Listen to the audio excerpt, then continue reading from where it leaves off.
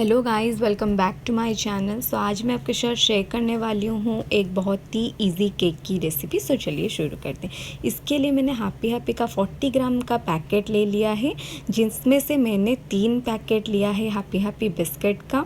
Then मैंने आधा glass दूध लिया है।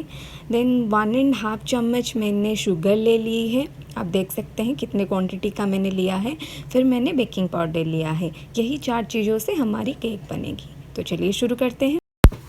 तो फिर हमने एक मिक्सर ग्राइंडर ले लिया है। इसमें मैंने 3 जो हैप्पी बिस्किट थे इसको ऐड कर लिया है, क्योंकि इसको हम एक पाउडर फॉर्म में लाएंगे। फिर मैंने शुगर ऐड कर लिया है, जितना मैंने आपको दिखाया था।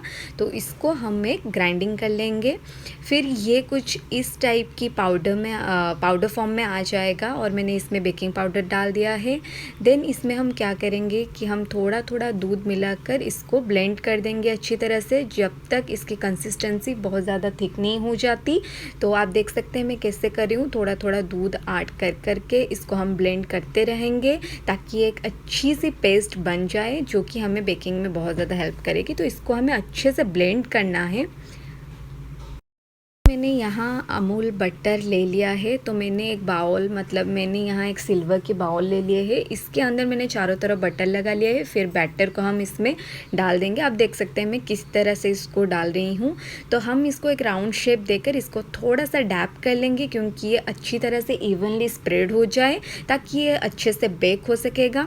फिर हमने क्या किया कि हम गैस पे एक प्रेशर कुकर लेंगे, इसमें एक स्टैंड लगा देंगे और थोड़ी देर इसको गर्म कर लेंगे। फिर हमने जो कंटेनर लिया था उसको हम रख लेंगे।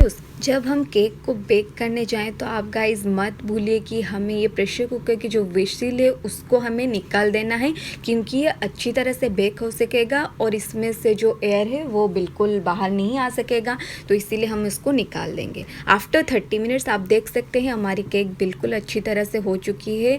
मैंने एक टूथपिक के हेल्प से देख लिया था पहले ही। तो अभी हम इसको अच्छे से निकालने के लिए एक नाइफ़ के मदद से, और मैंने इसको पीछे से थोड़ा डैप कर लिया, क्योंकि ईज़िली निकल सके। तो आप देख सकते हैं यहाँ कितनी अच्छी तरह से केक निकल चुकी है। बहुत ही ज़्यादा इवनली राउंड शेप में केक रेडी हो चुका है।